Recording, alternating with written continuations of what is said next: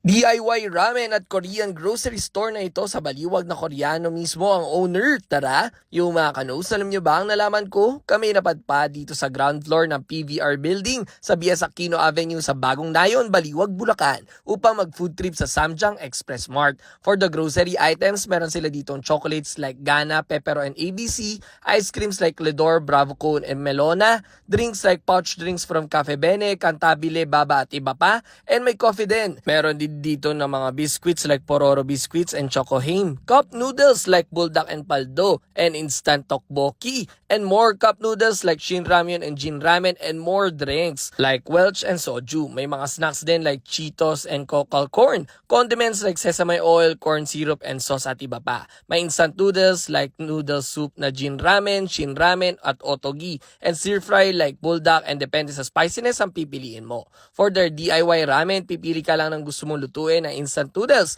at pwede ka na din pumili ng drinks at side dishes mo. After that, pwede ka na pumunta sa cashier for the payment. And after the payment, you can cook it already na. Tada! Pwede mo na i-enjoy ang ramen noodles mo na perfect sa tag-ulan. By the way, may mga cook meals din sila dito katulad ng Dak Galbi, Samgyeopsal Bukumbap na best to pair with their Samjang, may USDA beef with cheese at bibimbap na legit na masarap, Yangnyeom chicken, kimbap, egg roll at gimari. At munti ko na makalimutan na meron din silang quality sa lasa na side dishes like itong marbled potatoes, fish cake, pickled cucumber, pickled radish at damuji. Available sila sa Food Panda if gusto mo magpa-deliver at open sila from 8 a.m. to 10 p.m. every day. So ano pa hinihintay nyo? Tara na dito sa Samjang Express Mart sa Baliwag, Bulacan. Let's go!